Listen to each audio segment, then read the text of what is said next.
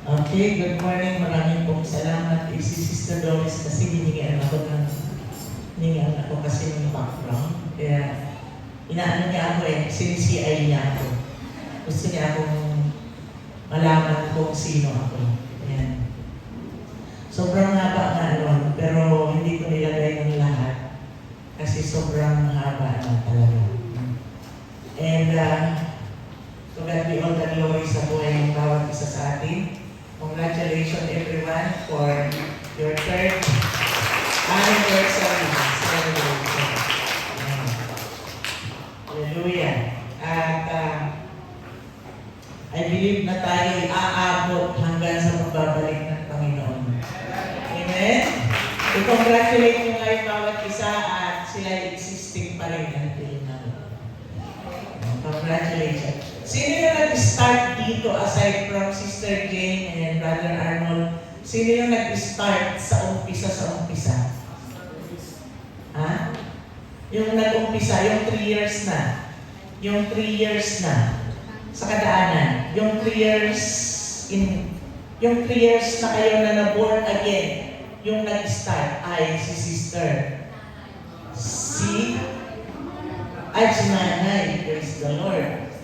Ayan, yung 3 years na rin kayo. Kung ilan ang taon ng edad ng kadaanan, yun na rin ang taon nyo sa Panginoon. Ayan, congratulations everyone. Patuloy lang. Amen? Patuloy lang tayo. And praise God. Ngayon ay binigyan tayo ng inatasan tayo ni Engineer Pastor Jomar na mag-preach dito. Napakaganda ng inyong team. Tunay at dakila ang katapatan ng Diyos. At ito po mga kapatid ay subok ko. Sa 43 years kong paglilingkod sa Panginoon, subok ko po ito. Ayan. Basta wala lang bitawan. No? Wala lang sukuan. Masusubukan natin at mararanasan natin ang tunay na kadakilaan at katapatan ng Diyos. Ayan. So, basahin nga po muna natin yan. Bago tayo mag-start, basahin po natin lahat. Ayan. Pwera lang po sa nag-video. Ayan. Kailangan nating damhin at namnamin ang salita ng Diyos sa oras na to. Okay? So, let's first bow down our heads. And let's declare that the Spirit of the Lord shall rest upon us, a spirit of wisdom and understanding, the spirit of counsel and mind, the spirit of knowledge and the fear of the Lord. Thank you, God, for your Holy Spirit that have given us the understanding for your word, Father. We give you thanks and praise in Jesus' name. Amen. Okay, so basahin natin muli ang ating scriptural text. Dito sa awit or salmo, yung awit at salmo ay pareho po yan. Pareho po yan Psalms sa English. 117 verse 2, kinuha ko na rin yung verse 1. And then, basahin po natin, purihin si Yahweh, dapat na purihin ng lahat ng bansa. Siya ay purihin ng lahat ng tao sa balat ng lupa. Kasama ka ba sa tao sa balat ng lupa? Amen. Kaya inutusan tayo ng Panginoon na purihin natin siya. Verse 2, pagkat ang pag-ibig na ukol sa akin ay dakila at wagas, at katapatan niya ay walang wakas, purihin si Yahweh. By the way, ang salitang Yahweh po ay Hebrew word. Hebrew word ng pangalan ni Jesus. At ang Greek word po ng kanyang pangalan ay Jehovah. Ayan. Jehovah, Yeshua. Okay, and Psalms, awit 138 verse 2, basahin natin. Luluhod ako na nakaharap sa iyong templo at pagpupuri sa inyo dahil sa inyong pag-ibig at katapatan. Sapagkat ipinakita nyo na kayo at ang inyong mga salita ay dakila sa lahat. Okay. So ngayon, isalarawan natin, nais kong isalarawan sa bawat isa ang kadakilaan, katapatan ang pag-ibig ng Panginoon. Description of God's greatness and faithfulness. Ayan. Tingnan natin, i-describe natin anong klase ba ang greatness and faithfulness ng Lord, ang kanyang katapatan at kadakilaan. Anong klase ba meron siyang katapatan at kadakilaan sa iyo at sa akin? Sabi mo sa iyong katabi, sa iyo. Ayan. Okay. Number 1, ang kanyang katapatan at kadakilaan ay walang wakas. Mga kapatid, ang langit at lupa ay magwawakas. Ngunit ang katapatan at kadakilaan ng Diyos ay hindi magwawakas. Grabe, no? Grabe si Lord. Ayan. So, yan yung verse nyo. Basahin natin ulit. Pagkat ang pag-ibig na ukol sa ating dakila at wagas at katapatan ay walang wakas, purihin siya. Walang wakas. Pag sinabing walang wakas, forever. Kay Lord, may forever. Amen? Ang kanyang katapatan at kadakilaan ay forever. Okay, pangalawa, napaka-eksi lang po ng prepare kong topic para sa inyo. Kasi ito lang ang mahalaga. At mamaya, meron din akong may share sa inyong mga patotoo. Paano ko napatunayan ang katapatan at kadakilaan ng Diyos sa buhay ko. Ayan. Okay? And number 2, ano sabi? Sintatag ng langit. Ayan. Sintatag ng langit. Awit 89 verse 2. Ang sabi diyan, ang iyong pag-ibig ay walang katapusan. Sintatag ng langit ang iyong katapatan. Ayan. Di ba ang langit ay hindi pwedeng libain ng mga calamities? Ang langit ay hindi pwedeng libain ng lindol. Ang langit ay hindi pwedeng sunugin. Ayan. Kung ang lumang langit man ay mapupurge ng apoy, may bagong langit na ibababa ang Panginoon. Ayan. Sintatag ng langit ang katapatan at kadakilaan ng Diyos sa buhay natin. Sino na ba yung mga nakaranas ng katapatan, kadakilaan ng Diyos? Sino na? Sa buhay niyo, na kayo ay manalig sa Kanya. Palakpakan natin ang Panginoon. Hallelujah! Thank you, Jesus, sa yung kadakilaan at katapatan sa buhay ng bawat isa sa amin. Glory to God. Ayan. Next. Number 3. Ang sabi? Hindi magbabago. Ang katapatan, kadakilaan ng Diyos ay hindi magbabago. Magbago ka man, si Lord hindi magbabago para sa iyo. Kaya kasalanan na ng tao kung siya ay magbago. Kasalanan na ng tao kung siya ay lumayo sa Panginoon. Pero ang Panginoon never pong lumalayo sa atin. Maraming mga Kristiyano ang nagsasabi, pakiramdam ko ay ang layo-layo na sa atin ng Lord. Hindi kaya ikaw ang lumayo? Kasi si Lord hindi siya lumalayo sa atin eh. Kung maramdaman natin na malayo na sa atin si Lord, hindi po siya ang lumayo. Tayo ang lumayo. Kaya sabihin mo sa iyong katabi, kaya ikaw, tandaan mo, huwag kang lalayo. Amen? Huwag kang lalayo sa Panginoon. Kasi kapag lumayo ka sa Panginoon, ikaw na ang may kasalanan. Kung may mangyari man sa iyo dahil lumayo ka sa Lord, kasalanan mo na yan, hindi kasalanan ng Diyos yan. Amen? Dahil ang kanyang katapatan at kadakilaan sa buhay natin ay hindi nagbabago. Basahin natin. Awit 119 verse 90. Ang hirap tagalogin kasi ng mga numero.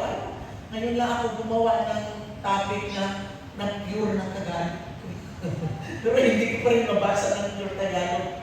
Ang taglay mong katapatan ay hindi na mababago. mababago. Talagang hindi na mababago. Kahit anong gawin mo, kahit anong gawin mo, hindi na mababago ang katapatan at kadakilaan ng Panginoon. Ang nilikha mong daigdig matatag sa kanyang dako. Yan.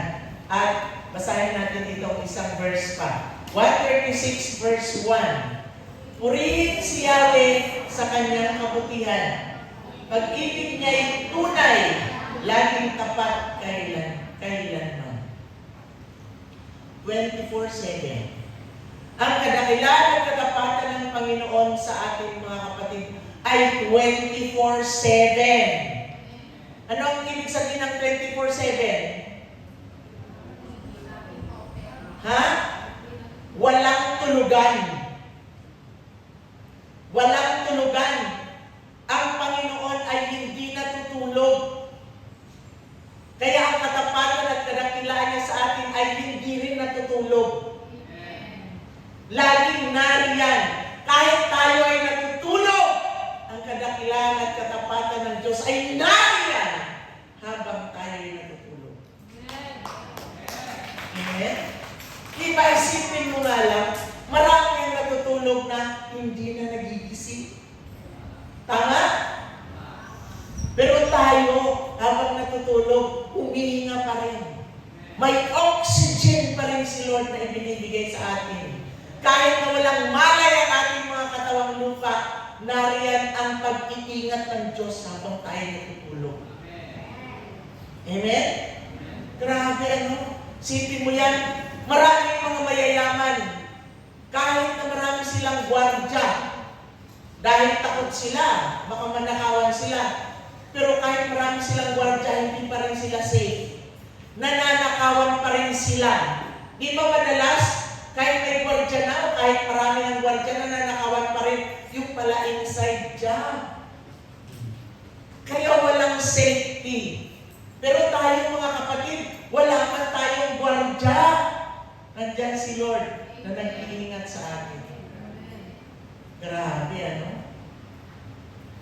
Kaya tanong mo nga sa katabi mo, may reklamo ka pa ba? May reklamo ka pa ba? May pagkukulang pa ba si Lord sa'yo? Hallelujah! Tayo ang maraming pagkukulang sa Panginoon. Pero si Lord, never siyang nagkulang sa buhay natin. Amen? Kung may mga nararanasan man tayong pagkukulang, baka tayo na rin ang dahilan. Hindi si Lord ang dahilan. Kasi, nasabi niya nga sa kanyang mga salita, hindi magbabago, walang wakas, walang hanggan, ang kanyang katapatan at kadakilaan. Okay. Okay, tingnan natin to. Basahin natin. 1, 2, 3, go!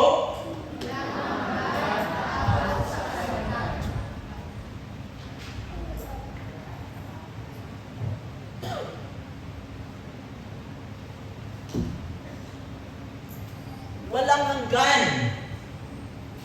Walang hanggan. At abot sa kalamitan. Diba, from 1 to 4, pare-pareho lang halos. Bakit kaya ibinidiin ng Panginoon sa atin yan? Bakit kaya? Bakit kaya dinidigdig ng Panginoon sa atin na ang kanyang katapatan at kadakilaan ay walang wakas, sintatag ng langit, hindi na mababago, walang hanggan at abot sa kalamitan? Bakit kaya dinidigdig ng Panginoon sa atin yun? Halos pare-pareho lang ang ibig sabihin. Bakit kaya?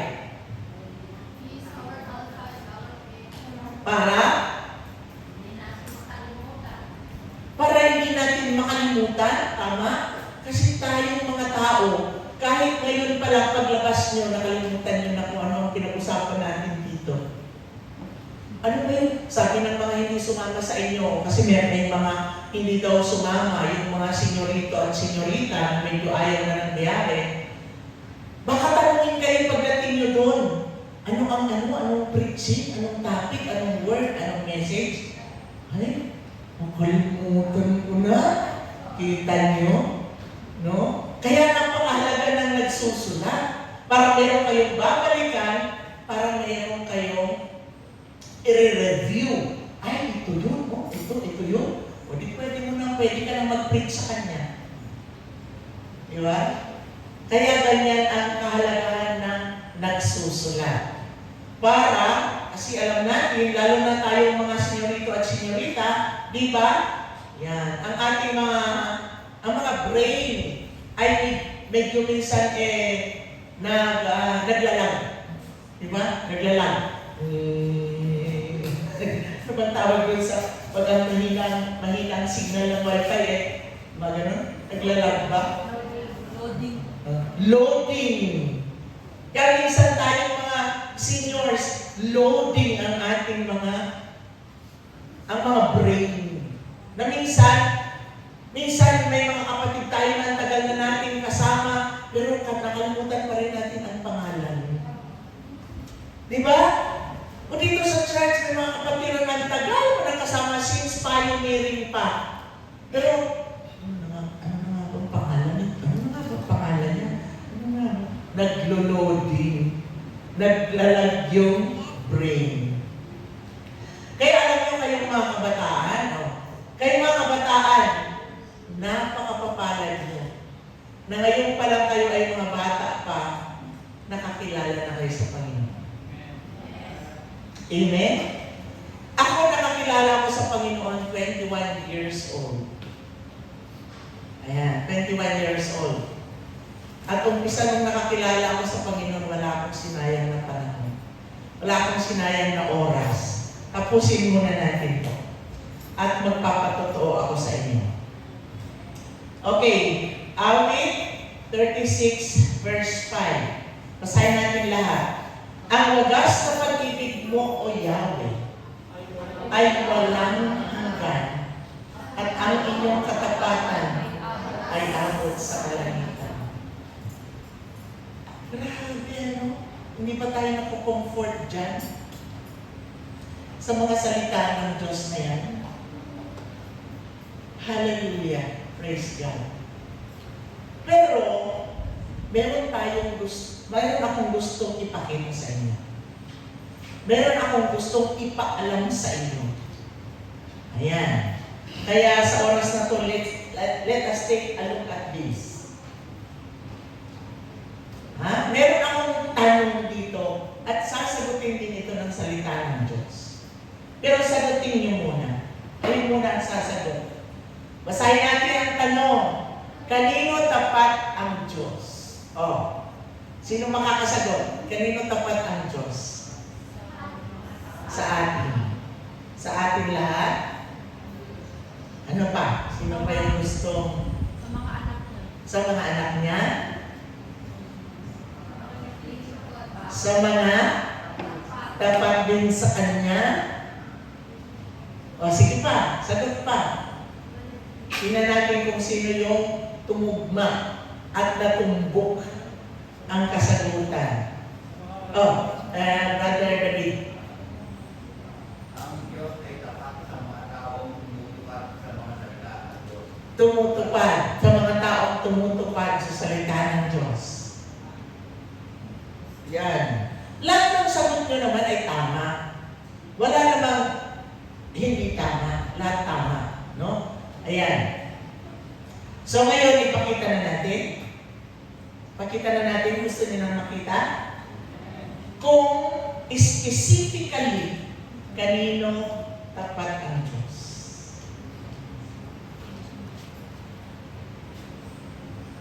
Second Samuel 22 verse 26. Basahin natin lahat. Tapat kayo sa mga tapat sa inyo at mabuti kayo sa mabubuting tao. Tanungin mo ang katabi mo, ikaw ba yan? Sige, tanungin mo, ikaw ba yan? Siguro ang sagot niya, hindi ako sure. Ang sagot niya, hindi ako sure kung ako yan. Tapat lang ba ako sa Diyos? Buti tao nga ba ako? Noon, Kung tayo mga hindi pa nakakilala sa Panginoon, palagay ko naman tayo ay hindi mabuti. Pero ako'y nananampalataya at naniniwala na lahat ng nakakilala sa Lord ay naging mabuting tao. Dahil wala pang tumatanggap ng totohanan sa Panginoon na hindi nabago ang buhay. Amen? Kung dati man kayo ay maraming bisyo ng mga nakaraan, old self, old life, ngunit kung kayo ay nakakilala sa Panginoon, ay nawala lahat yun. Tulad ko po, no? Ayan, siguro isang testimony ko dito, wag muna natin i-conclusion. Nung ako ay hindi pa nakakakilala sa Panginoon, elementary pa lang ako, naninigarilyo na ako. At ang brand ng sigarilyo ko ay Philip Morris. Diba? Nagtatago ako.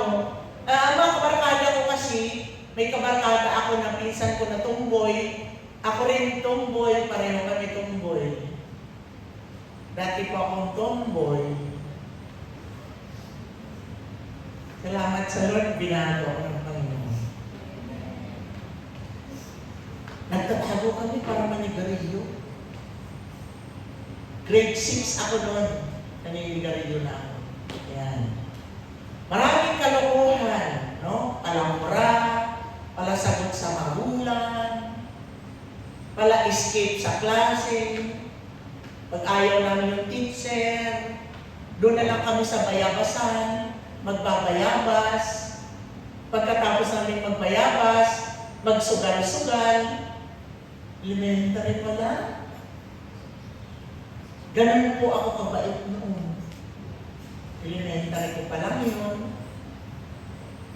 Yan. Hanggang sa nag-college ako, natuto na ako, high school pa lang, umiinom na kami. Mga kabarkada ko, umiinom na kami na, hindi tubig ha, alak. Ang tawag namin doon sa ininom namin, Virgin Coke. Virgin Coke. Virgin Coke pala. Yan. Yan ang ininom namin. Ano ibig sabihin ng Virgin Coke? Yung beer, at saka gin, at saka Coke, minimix namin. Ang tawag namin doon, Virgin Coke. Nag-iinuman kami ng mga kabarkada ko. Meron akong grupo na binuo na, ano bang pangalan ng group na binuo ko? Ngayon, ako ang leader. Na yung mga kaklase naming lalaki na nang bubuli, hindi nila kami kayang bulihin. Kasi pag noon, gusto na yung buli-buli, subukan mo. Pag hindi ako nakiganti sa'yo ng harap-harapan, talikuran. Ganyan po ako kapilya noon. Kasi nga, tutumboy-tumboy. Pag hindi ako nakaganti, tatambangan ko yung kaaway ko. Magsusuntukan kami after class. Sa kalsada. Ganun po. Ganun ang buhay ko noon, no? Parang laro-laro lang yung pakikipag-away, pakikipagsuntukan, laro-laro lang. Yan. Kasi, alam niyo ba yung rubber band? May mga laro kami noon na yung rubber band, yung sipaan, yung sipa, gano'n. Dapat, isa lang ang titilamsik para manalo ka.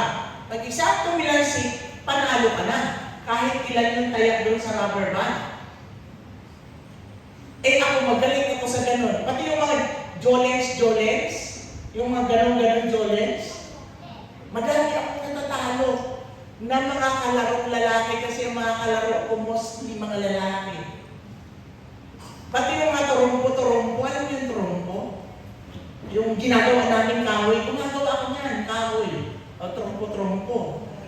Yung tawag namin, nagpapalakulan kami. Kung sino yung mabasagan ng trompo, talo.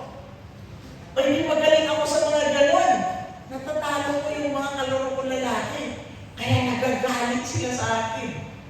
O yun, ang kinakalabasan, suntukan.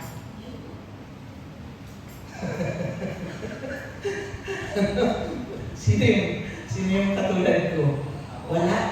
Ay, si Brother David. Ang tawag sa ibarat sa ginagawa niya kasi ano, Ha? Binano. Yung ganyan, yung karupo, ganyan. Oo, oo. Oo, sabi ko. Yung pako ng alam niyo ba, yung pagiging LGBT pala, is spirit yun. Bakit ko nasabing spirit?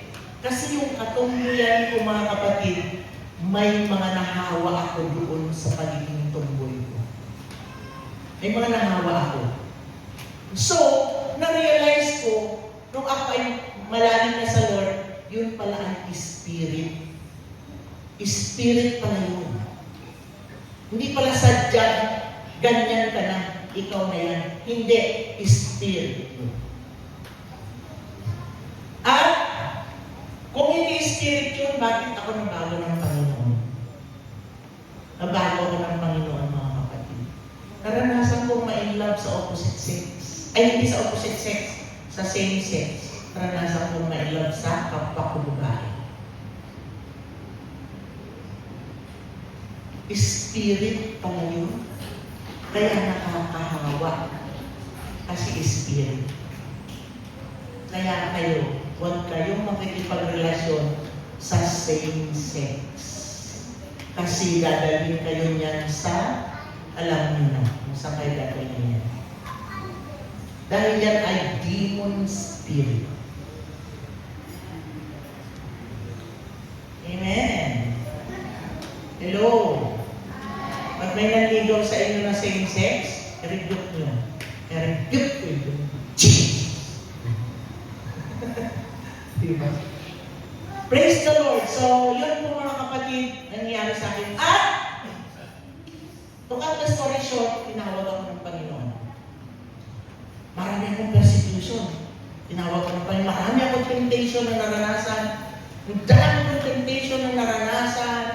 Ang dami kong persecution. Ang dami. No? Ganun pala kapag totoo kang sumunod sa Panginoon. Mararanasan mo yung mga yun. Kasi sabi nga sa salita ng Diyos, kung ano naranasan ng master, mararanasan din ng mga followers. Kaya kung si Lord pinersecute, mapipersecute ka rin. Hindi dahil sa masamang gawa mo, kundi dahil sa iyong pananampalataya. At na-persecute ako, no? Persecute ako. Tapos, nung naka-graduate ako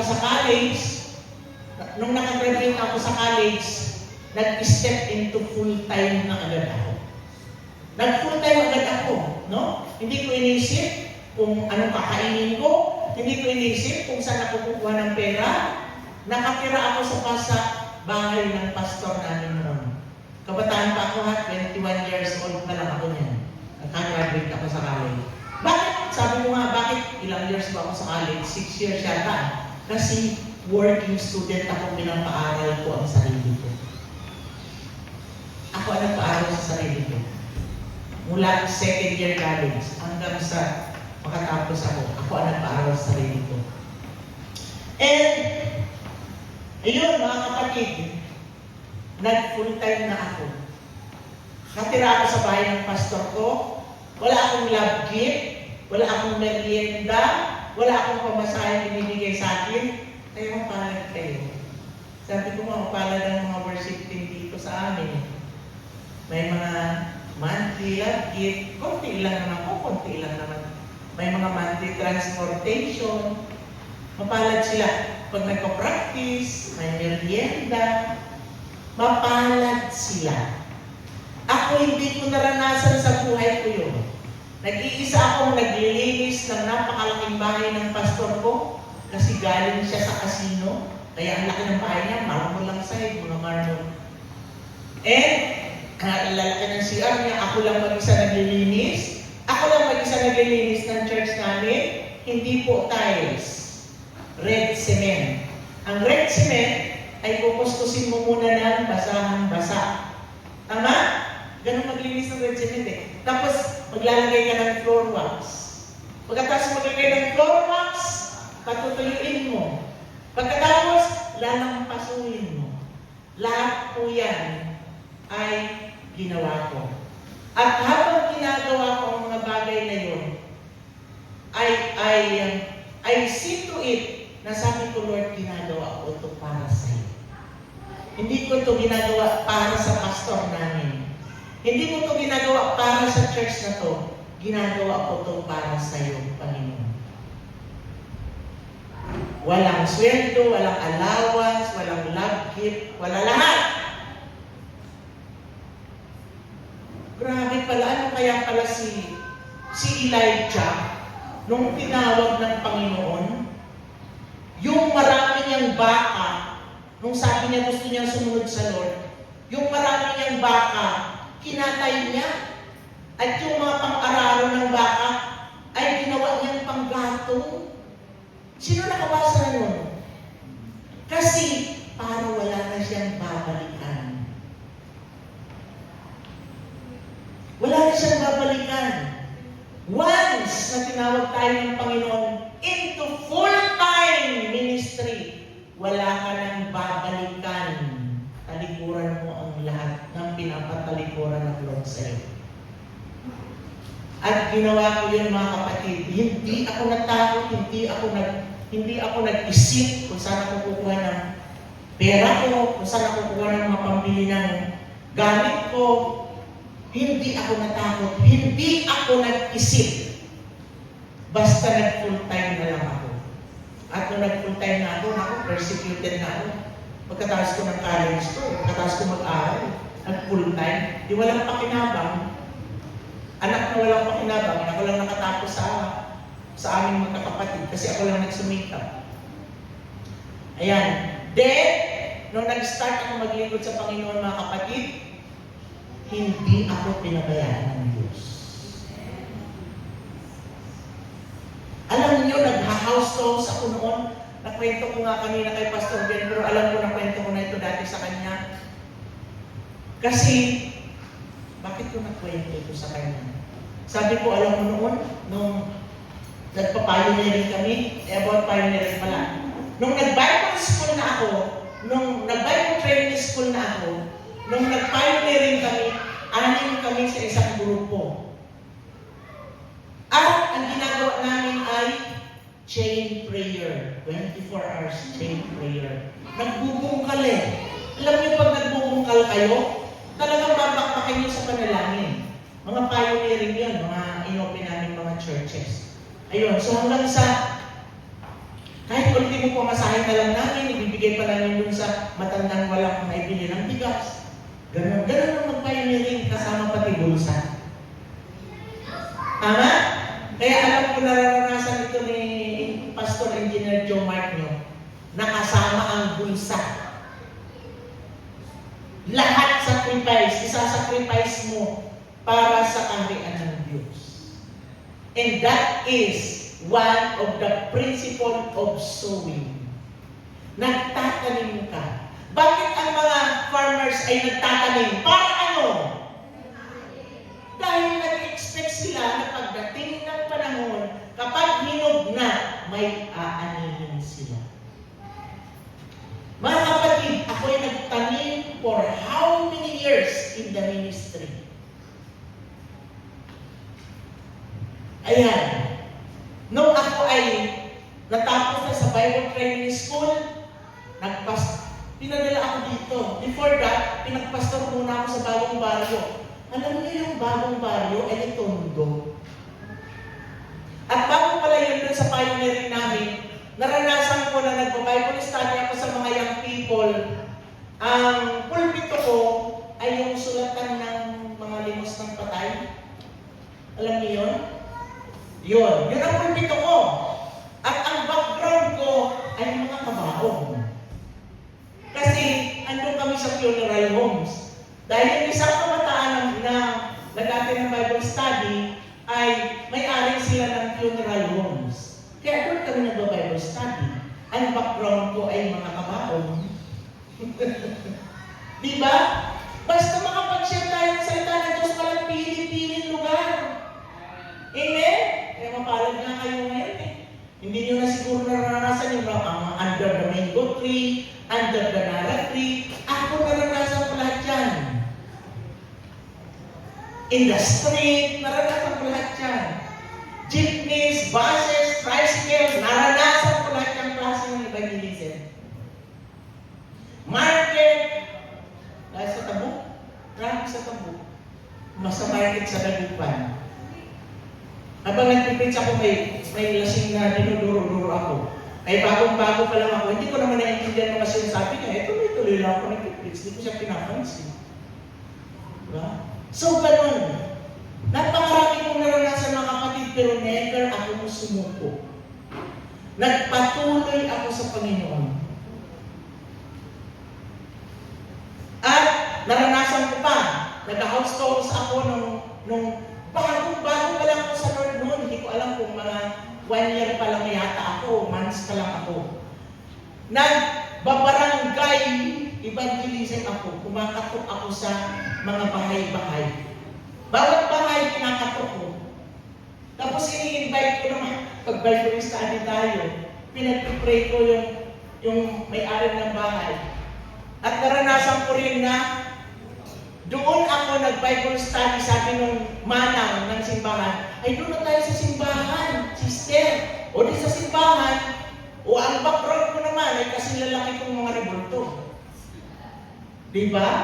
Walang pili. Basta may share mo sa salita ng Diyos, basta may nag-open up, share the word of the Lord. Ayan, no? So, ang dami kong naranasang pioneering, nag-iisa ako, street evangelism. Ang tracks na dala-dala ko, gospel tracks, yung mga babasahin, ay ganyan kadami. Namimigay ako, pag may mga sakit, sa kalsada mismo, gilid ng kalsada, pinagpipray ko yung tao. Ganun po ang pinagawa sa akin ng Lord nun. At dapat ganun tayo.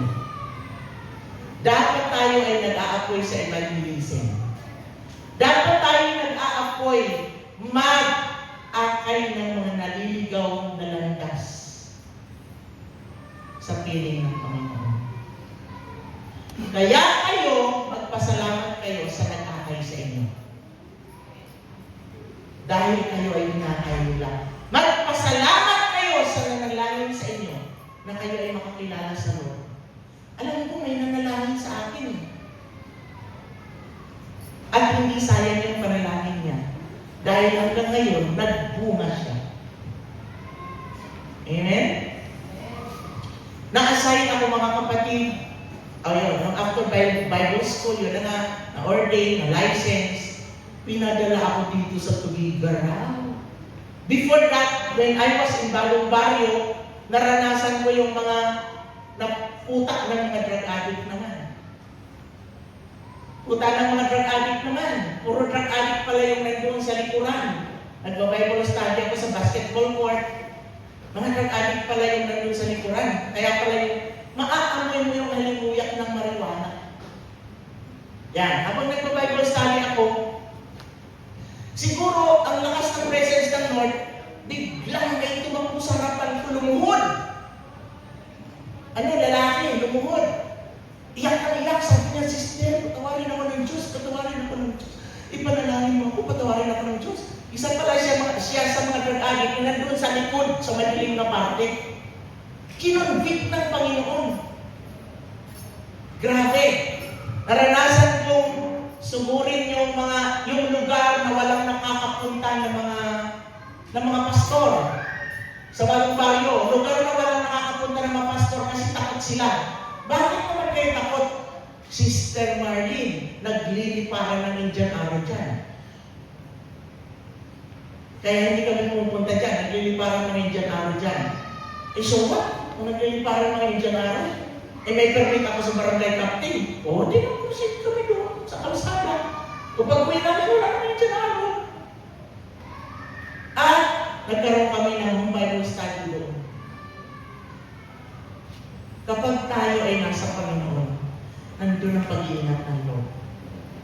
Andun ang pagsama ng Panginoon. Andun ang kadakilaan ng Panginoon at kanatagan ng Panginoon. Walang hanggan. Hindi mo pwedeng tawaran. Makikita mo yan sa dalawang mata mo. Mga kapatid, wala man akong sweldo. pero hindi ako pinagkulang ng Diyos. Amen? Kaya sabi ko, kayo, na mga bagong naglilingkod sa Panginoon, huwag kayong nakatingin sa pera. Hello? Huwag kayong nakatingin sa pera. Huwag kayong hihingi ng sweldo. Huwag i-focus nyo lahat sa Panginoon. Ito nga sabi ko nung tayo, ano na ba yung seminar nyo noon na about evangelism, di ba? Doon pa tayo sa kabila. Mga kapatid, nag-testify ako doon. Ang sabi ko, sa bulong mo lang, naririnig ng Diyos ang bulong mo. During those times, when I was in Bagong-Bagyo, grabe ang persecution ko doon. Kasi, ang pinahandle sa akin na church, nag-aaway-away, nagsusuburan. Yung pastor at mga member nag-away-away. So, hinandil ko yun, puno-puno ng problema. Na-revive, na-restore. Doon ko naranasan yung tanghaling tapat may nanunungkit sa mga sinampay kong damit. Hoy! Ba't mo kinukuha yan? Mga basa pa yan. Hintayin mong matuyo. Bago mo kunin. Sabi ko gano'n doon sa... Kinukuha niya ang nakahayag kong damit na bagong laba. Umalis. Hoy! Balik ka dito! Balik! Hindi mo bumalik. Doon ko naranasan na every night may umaakyat sa bubong. Wala pang mga halos maayos na dingding yung may mga nakaangat na pwedeng pumasok ang tao nag-iisa na nakatira doon. Kasi yun ang church na hawak ko. Pero mga kapatid, grabe. Alam niyo ang protection ng Panginoon, ang katapatan ng Lord naroon. Alam niyo kung magkano lang ang love gift ko nung pastor na ako, pastor na ako! May kongregasyon akong hinahawakan na puno-puno ng problema ang pinasalo sa akin. 1,000 lang. Pag natanggap ko pa yung 1,000, pagputol pa yung string ng gitara, kukunin ko pa doon out of my 1,000 na love gift. Hindi ako nagde-demand ng anything. Alam nyo, hindi ako nagkulang sa una. Grabing persecution sa akin ng mga worker doon. Kasi ng team. Kasi nag-impose ako ng mga discipline na hindi pa nila nararanasan ng mga disiplina. Nag-impose ako ng discipline at nung nag-impose ako ng discipline, ang daming nagbabakbite sa akin. Ang dami palang mga galit sa likod ko. And later on, si Lord ang nag-ayos na lahat. At isa-isa sila lumapit sa akin. Sister Marlene, sorry. Bakit? Kasi may kasalanan ako sa iyo. Bakit? Dami ko kasing sinasabi sa likod mo. Sa isa na po silang nag-repent, nag-sorry sa akin. That time, winis ng Panginoon lahat. Nag-turntable, yun yung sinasabing turntable, na bago yung kongregasyon, na bago dumami kami. Ngayon may nag-volunteer na sa akin na taga-gupit ng buhok ko. Kung gusto ko kulot, taga-gupit, manicure, pedicure, kasi meron siyang maliit na tawagon, parlor. Libre! Dati nagbabayad pa ako. Libre na. May nag-volunteer, tagalaba. Di ba? May tagalaba na ako. May nag-volunteer na tagalinis nung church na. Kasi dati ako lahat tagalinis na ng church. At mga kapatid, everyday halos may naghahatid sa akin ng pagkain. Ready to eat item. Diba? Grabe ang katapatan ng Lord. Nagpo-crusade kami noon kahit saan. Sa mga market, mag-Jericho March kami. Pagdating sa matao, mag-preach kami. Ganon ang ginagawa namin sa evangelism. Grabe. Kaya sabi ko sa inyo, lahat ng klase ng evangelism naranasan ko. Nagawa ko na at naranasan ko.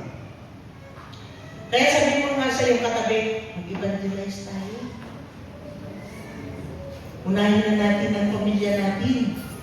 Sabi mo, mag-evangelize tayo, tayo tulog-tulog. Unahin na natin ang pamilya natin. Unahin mo na ang pamilya mo. Kasi yun nga ang tingnan natin dito sa main church. As for me and my house, we will serve the Lord. Because God loves a family. Amen? Ayaw ng Diyos na ang pamilya ay watak-watak. Gusto ng Panginoon na ang pamilya natin ay intact sa iisang pananampalataya para sa Kanya. Hallelujah! Napakasarap na ang buong pamilya ay kaisa mo sa pananampalataya sa Diyos. Amen? Okay, sino na dito yung buong family? Buong family nila ay sa Panginoon. Sister Janet, ayan. Ayan. Pero dati ang dalawa na yan, persecutor yan ni Engineer David. Yung anak nilang matangkad din, si Engineer David na, engineer na siya ngayon. Persecutor kayo, no? Pinapatrabaho din ng marami para hindi makapunta sa church, no? O, kaya pag pumupunta nun si David sa church, minsan pumupunta siya sa church, naka-shirt at naka-chinelas. Kasi tumatakas pagkatapos ng trabaho. Kasi itong nanay at tatay, nami-persecute. O, buti na lang hindi ko siya pinayagang sumuko kasi nagpapaalam sa akin na titigil na siya. Dahil napapagod na siya sa persecution. Buti na lang nakinig na huwag tumigil. O di ngayon, nandito kayo. Di ba? Pasalamat kayo kay Bidjan. Dahil sa kanya, kayo nakakilala sa Panginoon. Hallelujah! Okay, sino ba? Si Brother Eli. Buong family niyan. Nasa Lord na, mostly ginagamit sila ng Panginoon dito. Praise God. Sino nauna, bro? Sino nauna na nakakilala sa Lord? Ikaw ni Mercy. Kayong dalawa. O kita niyo, praise God. Si mama niyo noon, nung bagong kasal kami ni Pastor Ben, na nagre-rent kami ng isang room sa kasamahan niya sa office at kasamahan din namin sa church, naglalaban na siya sa akin noon. Naalala niya yun. Nung kasama natin dito, Pastor, hindi mo ba naalala? Ako ang naglalaba sa inyo noon? Hindi ko na naalala. Siya pala yun. O, tinan nyo. Diba? Ano, Brother Eli, masaya ba ang nasa Panginoon lang? Mga anak mo? Wala kang alalahanin na si Jael ay magloko-loko, mag-drugs-drug. Diba? Si Jael noon, 2 years old pa lang magtatamburin. Gumagaya-gaya, parang si Os. O yun, magpasalamat kayo kay Ma'am Mel at kay Sister Mercy na nauna at hindi rin sila sumuko. Nakaranas ba kayo ng persecution nila? Wala naman. Wala. Palad kayo Hindi kayo na-persecute. Ako na-persecute ako ng mama ko. Grabe yung persecution sa akin ng mama ko. Habang nagsisira doon sa bahay, nag-house to house ako doon sa amin, sa lugar namin, at sa loob ng bahay namin, medyo maluwag naman yung balkonahe na yung namin. Balkonahe namin noon. Nag-invite ako ng mga kapitbahay. Habang nag-preach ako, alam niyo bang pinipiloso po ako ng nanay ko habang nag-preach ako? Sa gitna, sa kalagitnaan ng pag-preach ko, kini-question niya ako. Ang ingay-ingay niya habang nag-preach ako. Pinipiloso ko niya ako habang nag-preach ako. Hindi ko alam kung namumula yung mukha ko, o namumutla o ano. Pero mga kapatid, hindi ako tumigil. At yung nanay ko, nung nakita niya ang signs and wonders ni Lord, yung mga gumagaling, yung mga demon possessed na pinapalaya ng Panginoon, nung nakita niya, doon siya naniwala. At kung naniwala siya, pag meron siya kausap, ang entrada niya lagi ay tungkol sa mga rebulto. Ay kakaiba. Minsan naglalabas siya sa gripo, may nagtinda ng rebulto. Ay bili ka na nito mabisa itong Diyos na tinitinda namin. Tinitinda ang Diyos. Sabi ng mama ko, bakit yung tinitinda ang Diyos nyo? Makapagligtas ba yan sa inyo? Tinitinda nyo, tinan yung kasalanan nyo, tinitinda nyo ang Diyos nyo. Hindi yan ang dapat sambahin. Ganun agad siya mag-share. Diba? Kaya, sa family mga kapatid, o sino pa yung mga family nila hindi pa buo? Sa isang pananampalataya, sino? Utasan kamay. Para makita ng Lord ang mga kamay nyo. O pagpalain ng Panginoon ng pamilya nyo,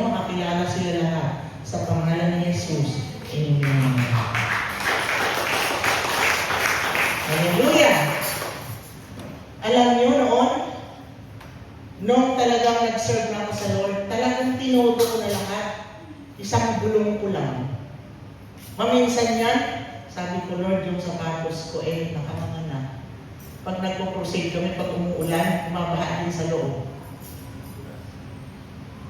One time, nag-preach ako sa Giginto, Bulacan. From Bagong Bagyo to Giginto, Bulacan, takbo ako doon, takbo naman ako pabalik. Ganyan. Wala akong sinayang ng lugar noon. May mga home Bible study pa ako muna 12 midnight to 1 o'clock in the morning. Kasi wala na akong time, puno na.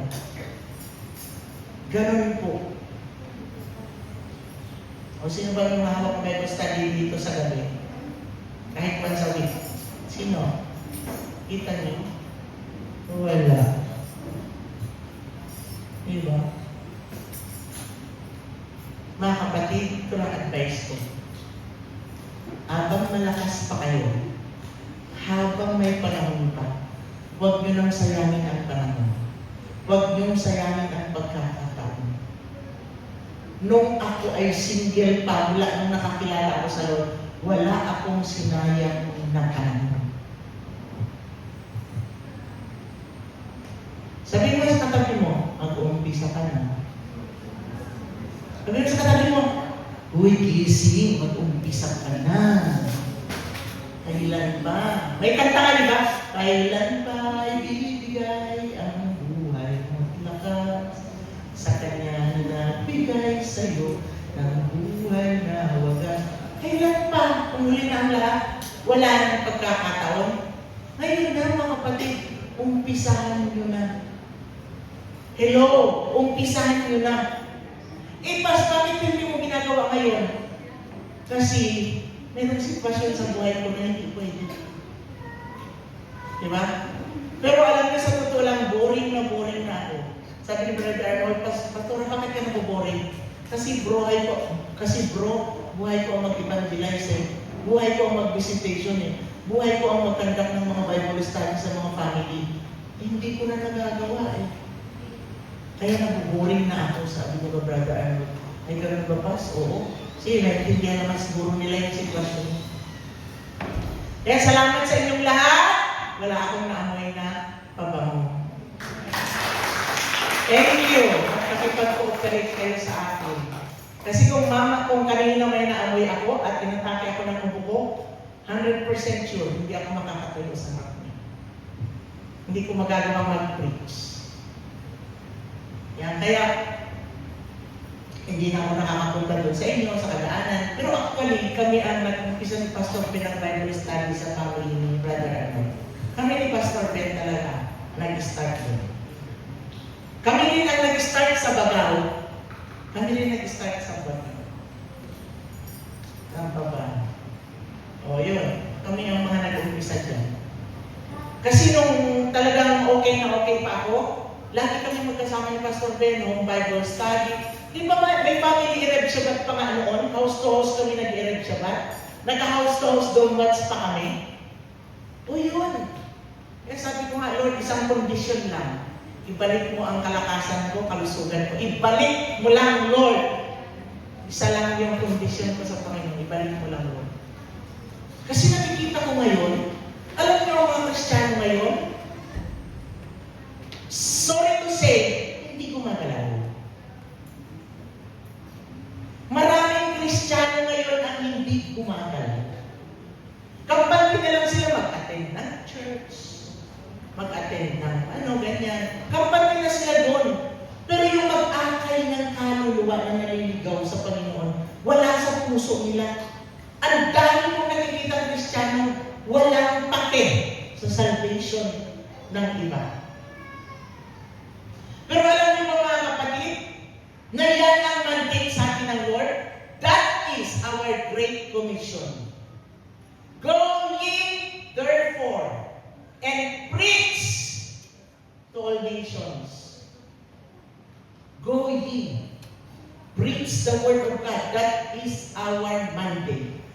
Bawat isa sa atin, walang exempted, yan ang mandate ng Lord sa inyo. Ulitin natin, sabihin sa katabi natin, umpisa na natin sundin ng mandate.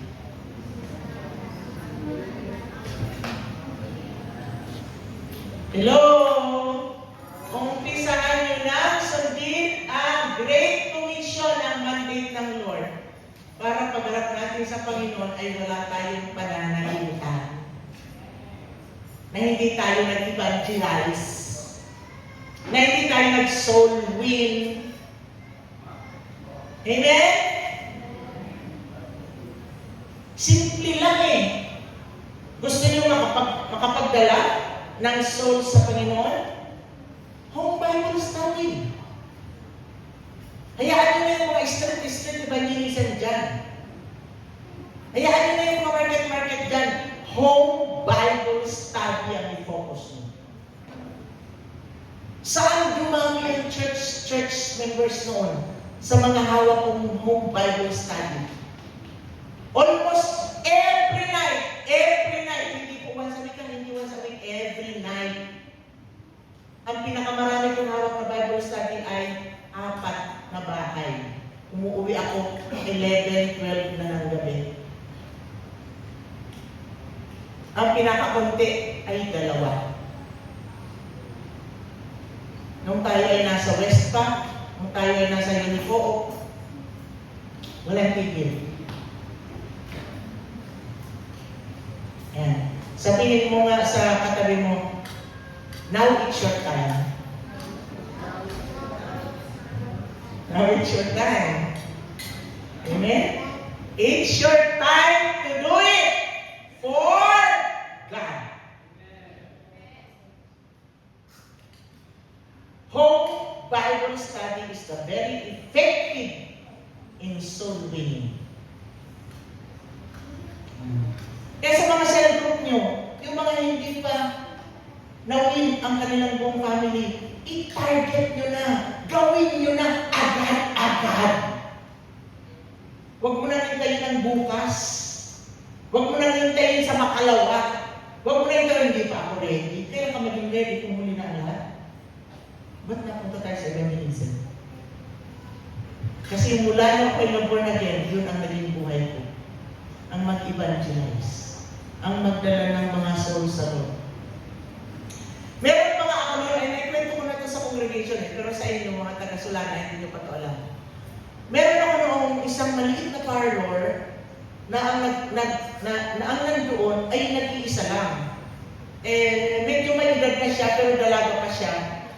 Nagpupulot siya, nagugupit, ganun ang ginagawa niya. Tapos nakapagpagupit ako sa kanya. Nakita ko ang dami niyang rebulto doon sa ano niya. Dami niyang rebulto. Na-burden ako. Paano pa ito madadala sa ulo? Paano pa ito masisira? Sabi ko gano'n. Di nag-pray ako. Alam niyo, para lang ma-share mo siya, para matagal. Matagal ako doon sa kanya, para ma-share ko lang siya. Mga kapatid, kahit ayaw mo magpakulot, nagpakulot ako. Nagpakulot ako para matagal. At habang kinukulot ako, nagkikwento na ako, nag-open up na ako. At hanggang sa nag-share na ako, nag-share na ako sa kanya. Alam niyo mga kapatid, ngayon po ay pastora na siya. Marami na rin siyang bunga. O, di ba? Tinawag pala siya ng Lord. Kaya pala sinakripisyo ko ang buong ipakulot para sa kanya. Di ba? Ang daming paraan. Amen? Katulad ng preaching kahapon ni Pastor Jed, ang daming paraan. Pag kinumusta ka ng magulang mo, pag kinumusta mo anak mo, open door na yan. Para ma-share mo si Lord. Amen? Sabi mo siya katabi-gising, kapatid. Hallelujah! Praise God! Gising na! Hindi na ngayon panahon para magpatumpik-tumpik. Gising na. Dali ng pamilya sa Panginoon. Hallelujah!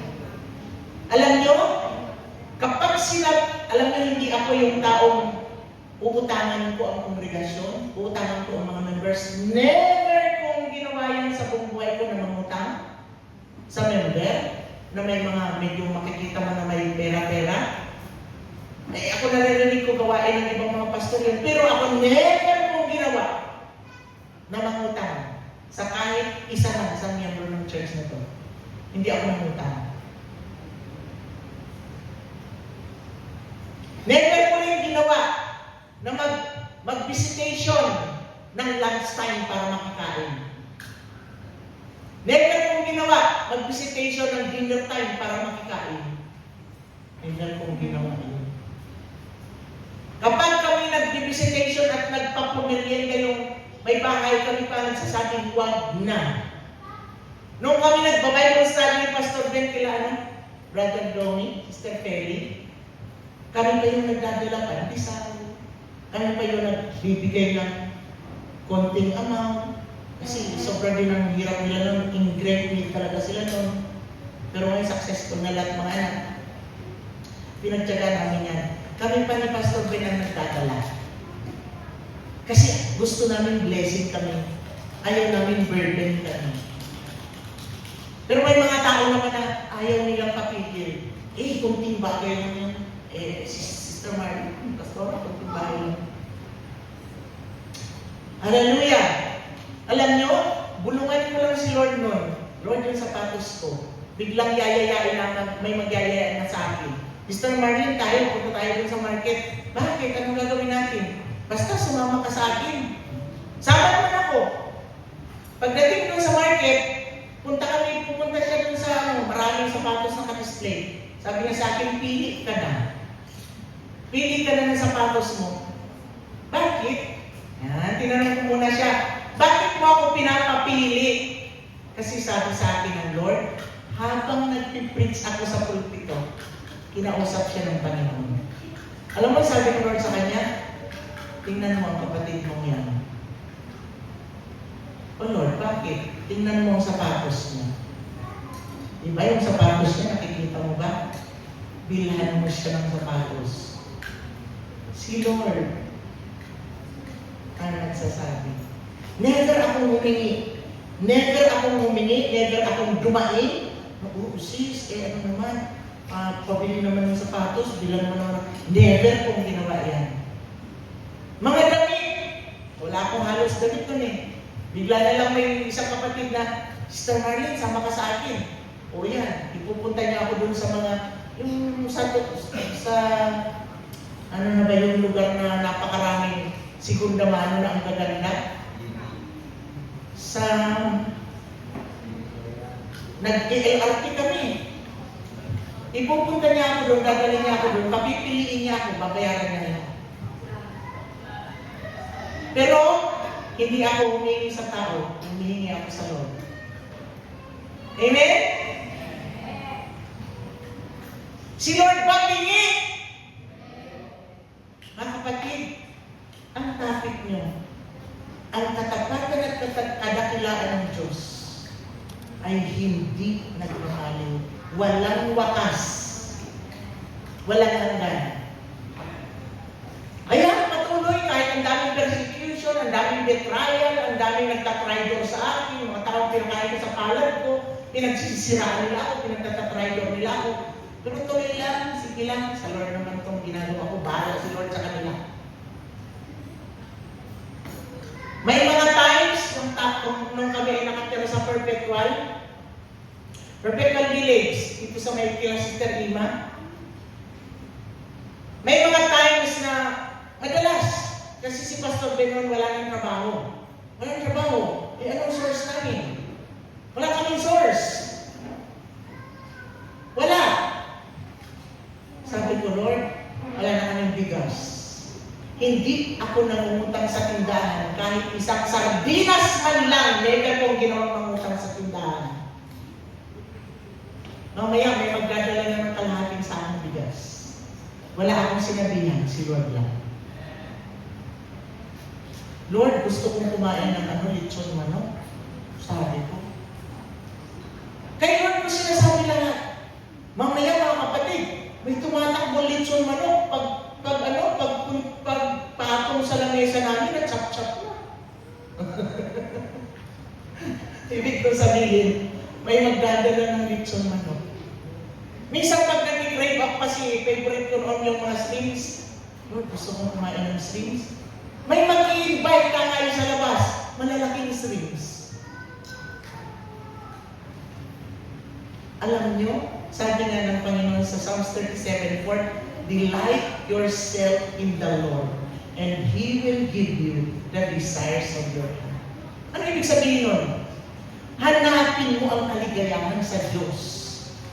Hanapin mo ang kaligayahan kanino? Sa Diyos. At anuman ang ninanais ng puso mo, ibibigay niya sa iyo. Di ba mga simple lang? Damit. Yung si Pastora Marlene Laudensia noon, kasi magkasukat kami noon ng katawan.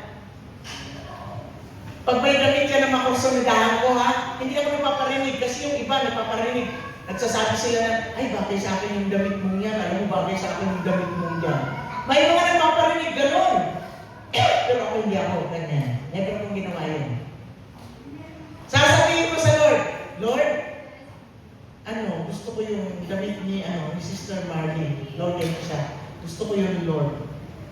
Alam niyo, a week after niyan, nakasugod na, binibigay na sa akin. Lahat ng pangangailangan ko, mga kapatid, never akong pinagkulang ng Diyos. Mula nung ako'y naging tapat sa Kanya. Kaya, ang katapatan ng Diyos ay para sa mga tapat. Ang katapatan ng Diyos ay para sa mga mabubuting tao na binago niya. Amen. Bigas lang ang problema mo. Kaya Lord, hindi problema yan. Pambaho ng anak, mga kapatid, ito pa ang testimony ko sa inyo. Ang kotse pa namin ni Pastor Ben yung Kia. Sino nakaabot doon sa Kia namin? Brother? Ay, cute ko yung Kia pula. May Bible study kami sa Taga. Layo. Ultimo, kahit 100 pesos na lang ang pera ko, igagasolina pa namin. Kinabukasan, walang pambaon ng mga anak ko sa school. Paano nakarating kami dun sa Bible study? Alam niyo mga kapatid, kinabukasan, the Lord provides. Hindi sila mag-absent dahil wala silang baon. The Lord provides. Basta unahin mo si Lord. Basta ang katapatan ng puso mo sa Kanya ay totoo. The Lord provides. Amen? Hindi ka pagkukulangin ng Panginoon. Maging totoong tapat ka lang sa Kanya. Hindi ka pagkukulangin ng Panginoon. For how many years in the ministry? Nagkaroon lang ako ng love gift na 5,000, nagkaroon lang ako ng love gift na ganyan, kulang pa yun sa single. At ngayon, medyo malaki na rin ang love gift ko. And ang mga tinanim ko sa mga nakaraan for almost 43 years in the ministry, mga kapatid, when the time is right, the Lord will make it happen. You will harvest what you have sown. Amen? But don't church, harvest natin ito. Diba? Ano lang ang sikreto? Maging tapat lang tayo sa Panginoon. Amen? Maging tapat lang tayo sa Panginoon. Basahin natin ulit yan. Kanino tapat ang Diyos? Sa mga tapat sa Kanya at sa mga mabubuting tao na binago ng Panginoon ang buhay. Kaya sabihin mo siyang katabi, kaya ikaw, handaan mo, itatak mo sa isip at puso mo, maging tapat ka sa Panginoon. O kayo, mga binatang dalaga, huwag kayo nagpapatukso sa mga relasyon. Amen? Ay, nag-overtime niya nata ako. Engineer, no? Okay, tapusin na natin. Okay, nakita niyo na kung anong katapatan ng Panginoon? Grabe si Lord, no? Ayaw na yata. Ayan. Ito na tayo magtatapos. Ito ay, dito na tayo pangwakas. Conclusion. Basahin natin lahat. Basahin natin. Nais mo bang maranasan ang walang wakas? Sintakan ng langit. Hindi na magbabago magpakailanman. Walang hanggan.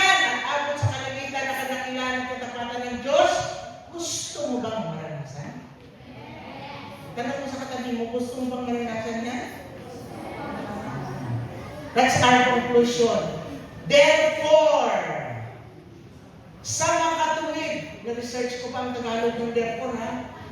Oh, therefore, sa mga katuwid, ito lang ang dapat mong gawin at walang iba. Ano sabi dyan? Wala kang ibang dapat gawin, kundi ang maging tapat sa Kanya. Ano man ang mangyari, ay manatili kang tapat. Amen! Hallelujah! Manatili kang tapat. Sabi ko sa inyo, si Lord ay sobra-sobra pang ibibigay sa inyo. Amen? Mararanasan niyo yan. Tandaan niyo to, 100% kung sinasabi sa inyo, dahil ito'y karanasan ko. Sobra-sobra pa ibibigay sa inyo ng Lord at makapagbabahagi pa kayo sa iba. Amen? Hallelujah! Ako nga, kahit na ganun lang nakakapagbahagi ako. Yung mga iba na walang pambayad sa registration nila, ini-sponsor ko. Yung mga nakaraan, ilan yung ini-sponsor ko doon sa celebration namin. Kaya sabi ni Pastor Ben kanina, ay mamigay ka doon. Sabi ko, sandali lang, drain ako. Ang dami kong ini-sponsor, kaya tingnan yung wallet ko, drain. Pero hayaan mo na. Kung na-drain man yung wallet ko dahil sa pag-i-sponsor ko sa mga ibang kapatira na walang pambayad, lalagyan ni Lord yun, sobra pa sa ibigay nito. Amen? Ganyan lang ang pananampalataya natin dapat sa Panginoon. Pananampalataya at pagtitiwala na ang Diyos ay tapat ang kanyang kadakilaan sa buhay. Amen? Tayong lahat ay tumayo. Ayan, hihiling ko sa